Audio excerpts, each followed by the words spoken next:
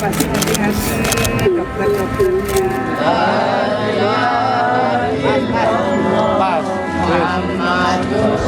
Berapa sedang? Ini siapa sih Mbak Jiri?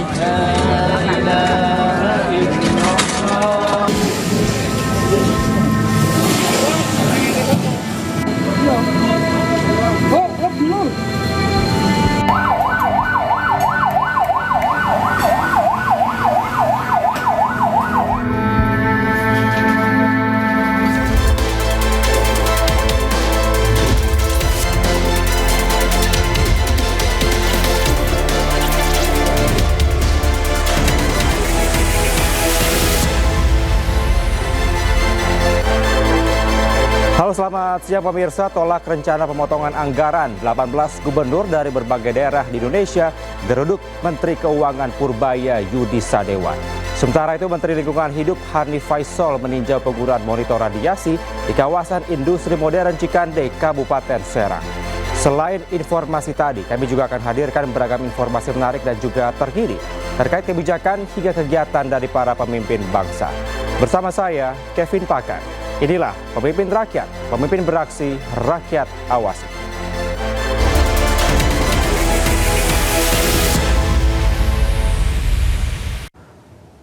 Pemirsa, ada perjuangan tim evakuasi dalam proses pencarian para korban robohnya gedung musola Pondok Pesantren Al-Kozini di Sidoarjo, Jawa Timur. Seluruh petugas bekerja tanpa lelah berpacu dengan waktu di medan yang sulit untuk evakuasi para korban.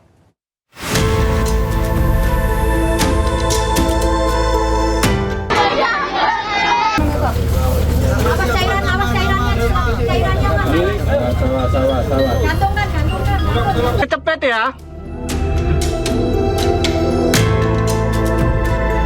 Proses pencarian para korban robohnya gedung musola ambruk di Pesantren Al-Kozini, Sidoarjo, Jawa Timur meninggalkan cerita. Tanpa lelah, para petugas bekerja selama 24 jam bergantian, berpacu dengan waktu menyisir sejumlah sektor yang menjadi titik korban tertimbun reruntuhan bangunan.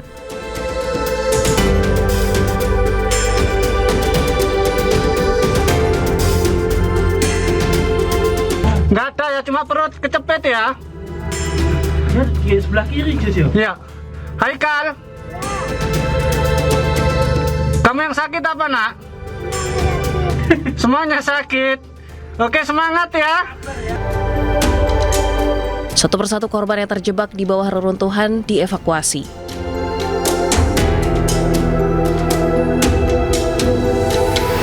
Proses evakuasi penuh tantangan. Di tengah medan sulit, tim harus menghadapi medan reruntuhan yang sempit dan berbahaya. Selain perjuangan tim penyelamat, peran dokter dalam proses evakuasi para korban juga penting. Salah satunya dokter ahli bedah ortopedi.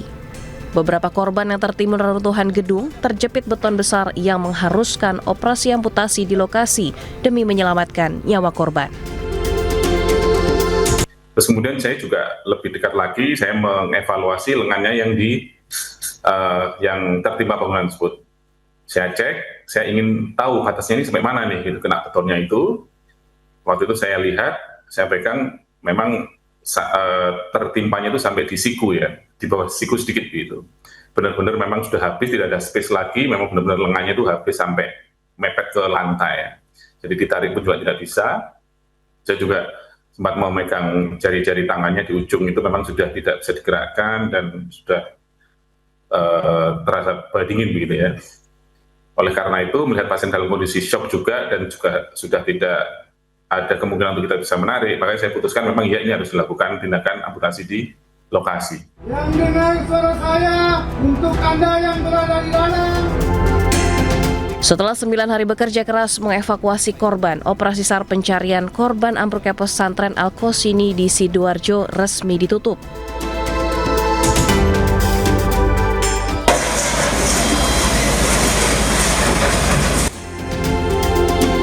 ...67 orang dinyatakan meninggal dunia.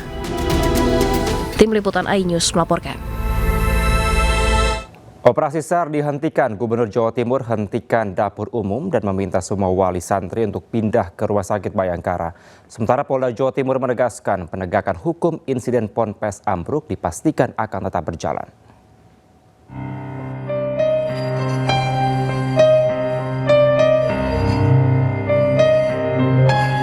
Operasi SAR mencari korban ambruknya pesantren Al-Qosini di Sidoarjo, Jawa Timur resmi ditutup.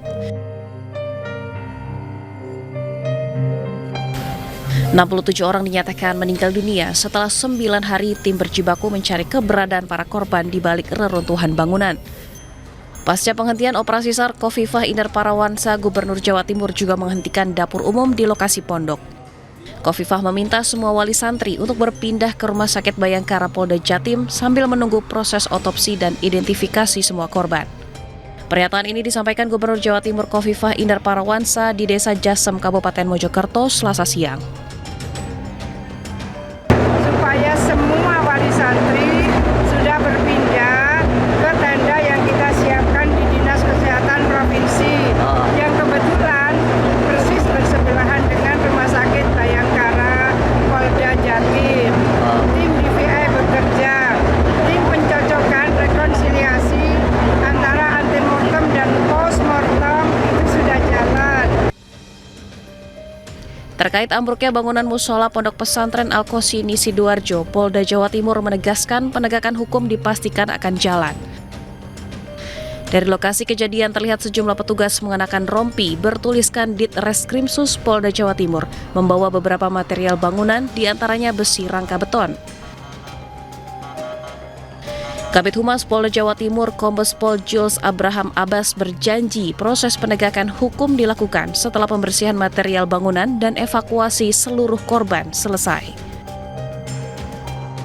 Kita akan melangkah ke sana, ya, sebagaimana yang sudah disampaikan Pak Kapolda sebelumnya, bahwa kami akan terus melangkah, pastinya kami akan melangkah upaya penegakan hukum. Nah, namun ini tidak saja dikerahkan dari unsur reserse, kami juga mengerahkan ada unsur BRIMOB, ada unsur Sabara. Saksi tentu ini berarti kita harus melakukan proses pemanggilan, melakukan proses interogasi.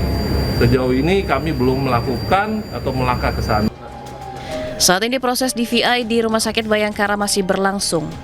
Identifikasi tim DVI Polda Jatim berdasarkan rapat rekonsiliasi para ahli forensik mencocokkan jenazah pada data pembanding struktur gigi, sidik jari, properti yang dikenakan dan catatan medis. Di balik peristiwa ambruknya bangunan Ponpes Al-Qosini Jawa Timur tersimpan cerita hukuman bagi santri yang mendapatkan hukuman mengecor bangunan jika bolos kegiatan pesantren. Menteri Pekerjaan Umum atau PU Dodi Hanggodo buka suara.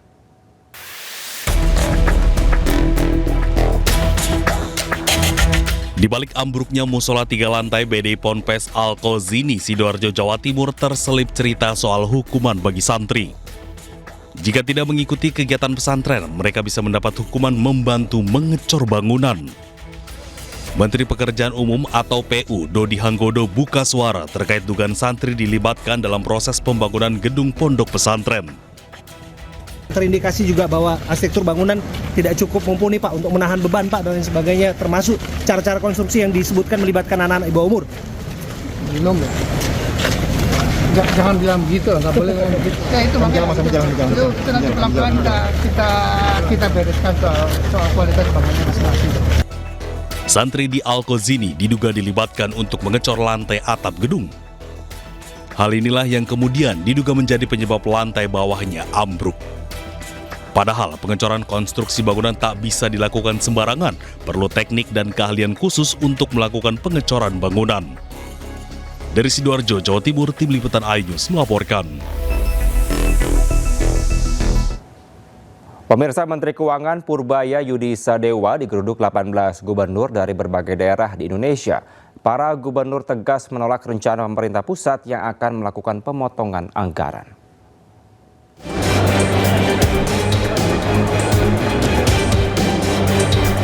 Menteri Keuangan RI Purbaya Yudi Sadewa menerima Asosiasi Pemerintah Provinsi seluruh Indonesia dalam pertemuan yang membahas penguatan sinergi fiskal melalui mekanisme transfer ke daerah dan dana bagi hasil. Ada sekitar 18 gubernur se-Indonesia yang mendatangi kantor Kementerian Keuangan di Jakarta Selasa pagi tadi. Dalam kesempatan tersebut, 18 gubernur menegaskan tak setuju dengan pemotongan anggaran daerah yang dilakukan Menkyu Purbaya. Itu normal, cuman kita lihat aja gimana Kalau mereka mau bangun daerahnya kan harusnya dari dulu udah bagus anggarannya, nggak ada yang hilang sana sini. Tapi salah satu concern adalah di sana adalah banyak melesetnya. Tapi saya pikir juga kelihatannya kebanyakan juga yang dipotong. Tapi saya akan lihat keadaan uang saya seperti apa nanti akhir triwulan, memasuki pertengahan triwulan kedua tahun 2026 nanti. Kalau emang ekonominya udah bagus, pendapatan pajaknya naik, Kortex lebih bagus, bea cukai nggak ada bocor, pajak juga nggak ada bocor, harusnya kan naik semua kan. Kalau naik semua kita bagi. Sementara itu, Gubernur Aceh Muzakir Manaf menegaskan bahwa pemerintah Aceh tidak setuju dengan rencana pemerintah pusat yang akan memotong transfer dana ke daerah Aceh juga provinsi lain. Menurut Muzakir Manaf, kebijakan tersebut akan berdampak serius terhadap stabilitas fiskal daerah. Hal serupa juga disuarakan Gubernur Maluku Utara, Serly Joanda. Bukan supaya tidak antara kita dia, karena itu beban semua di provinsi masing-masing. Ya dalam 20%. Dengan perencanaan dana transfer pusat ke daerah yang ada saat ini hanya cukup untuk belanja rutin. Belanja infrastruktur jalan jembatan itu menjadi berkurang, sehingga kita minta untuk tadi yang katakan Pak Gub Aceh untuk jangan ada pemotongan. Pak Menteri Ya, sementara pemirsa, Menteri Keuangan Purbaya Yudi Sadewa apresiasi Gubernur Jakarta Pramono Anung yang menerima keputusan pemotongan dana transfer pemerintah pusat tanpa adanya protes. Padahal jumlah potongan tersebut menjadi yang terbesar dibandingkan dengan daerah lain di Indonesia. Ya, pertama saya mau mengucapkan terima kasih kepada Pak Gubernur yang nggak banyak protes ketika dana bagi hasilnya saya potong banyak tuh, hampir 20 triliun. Kayaknya masih bisa dipotong lagi. Ya, tapi gini, itu kan kita lakukan karena ada keterbatasan di sisi fiskal. Tapi ke depan ketika ekonomi sudah berbalik, ketika pendapatan saya dari pajak dan kegiatan yang meningkat, menjelang pertengahan akhir triwulan pertama tahun depan, pertengahan triwulan kedua tahun 2026, saya akan evaluasi pendapatan saya seperti apa. Nanti kalau perkiraannya lebih, saya akan balikan lagi ke daerah. Menteri Keuangan Purbaya Yudi Sadewa menjawab tudingan Menteri SDM Bahlil Lahadalia terkait tudingan salah baca data selisih harga LPG subsidi. Selengkapnya usai jeda hanya di Pemimpin Rakyat.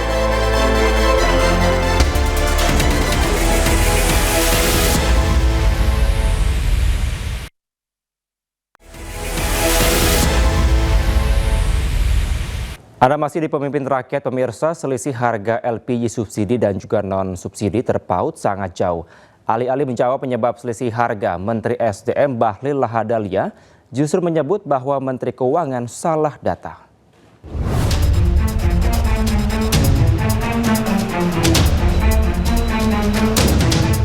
Selisih harga sangat jauh antara gas 3 kilo dan 12 kilo membuat kejahatan pengoplosan LPG sulit diberantas.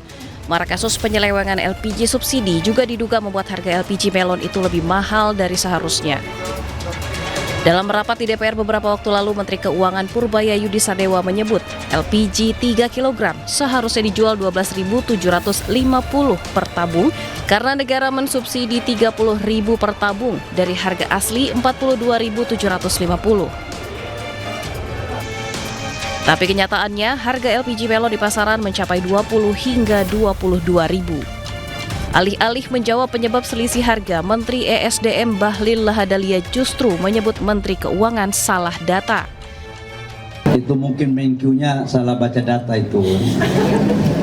Biasalah kalau ya mungkin butuh penyesuaian ya. Menteri Keuangan Purbaya Yudi Sadewa pun akhirnya merespon tanggapan Menteri ESDM Bahlil Lahadalia yang menilai dirinya salah data. Purbaya mengungkapkan dirinya akan mempelajari lagi perihal harga LPG 3 kg. Mungkin Pak Bahlil betul, tapi kan kita lihat lagi seperti apa. Yang jelas saya dapat angin dari hitungan staf saya.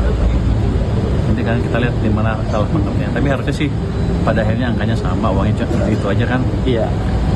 Kementerian ESDM mengaku tengah merancang skema subsidi LPG agar lebih tepat sasaran dan tengah dilakukan penyesuaian data untuk memastikan subsidi hanya diterima oleh pihak yang berhak.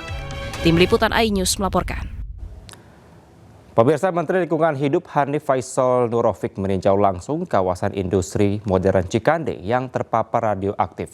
Menteri Hanif juga meninjau penggunaan alat Radiation Portal Monitoring atau RPM untuk pengawasan kendaraan yang keluar dari kawasan Cikande.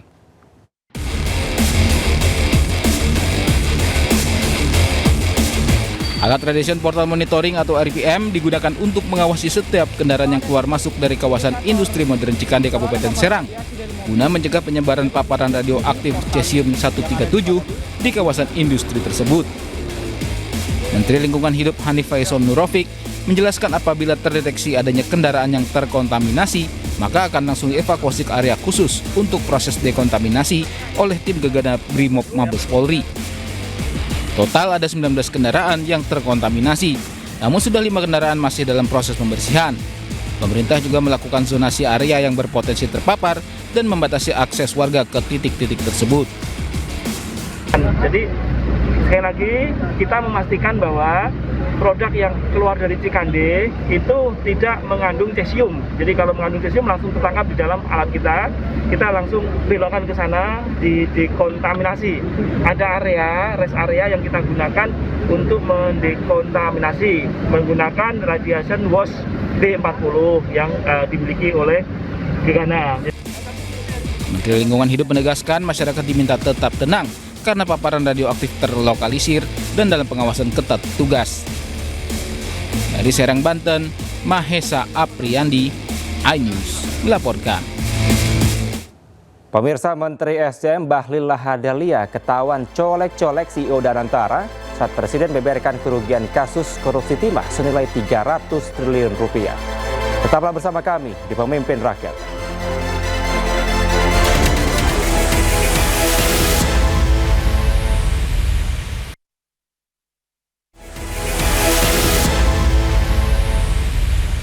Terima kasih Anda masih di Pemimpin Rakyat. Pemirsa, Wakil Menteri Koordinator Bidang Hukum, HAM, Imigrasi, dan Pemasyarakatan Otto Hasibuan menekankan pentingnya integritas dan juga kemampuan administrasi bagi para kurator dan juga pengurus dalam menjalankan amanah profesinya.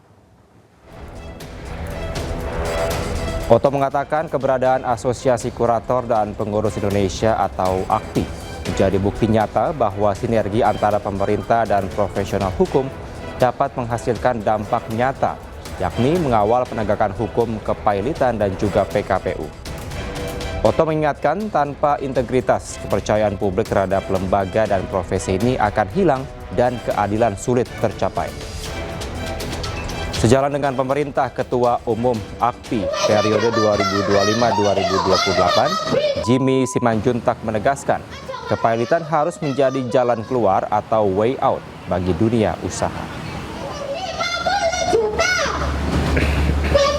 Jadi itu penting. Jadi kita berharap tadi saya sampaikan di pidato saya harap mereka punya integriti, ya kan, punya kejujuran, tanggung jawab yang hebat kepada kreditur maupun debitur dan kepada masyarakat. Untuk itu kami melihat bahwa AKPI harus hadir, memberikan pemahaman, edukasi kepada para pelaku usaha agar tidak menghindari proses ini, tetapi justru menjadikan proses PKPU dan kepailitan adalah langkah untuk keluar dari kondisi yang sulit ini. Mereka bisa merestruktur utangnya, bisa merekondisi utangnya, dan tentu bisa kembali bangkit. Pemirsa, Menteri SDM Bahlil Lahadalia ketahuan colak-colek CEO Danantara di Pangkal Pinang, Bangka Belitung ketika Presiden beberkan kerugian kasus korupsi timah senilai 300 triliun rupiah. Pemirsa, informasi ini sekaligus menutup Pemimpin Rakyat hari ini. Temukan informasi terbaru lainnya di www.inews.id dan cuplikan tayangan berita iNews dapat Anda saksikan di kanal YouTube @officialinews. Saya Kevin Pakan dan kerabat kerja yang bertugas pamit undur diri. Pemimpin Rakyat, pemimpin beraksi, rakyat awasi. Sampai jumpa. Tidak hanya pernyataan jari Menteri ESDM Bahlil Lahadalia ternyata juga mampu membuat heboh netizen di jagat maya.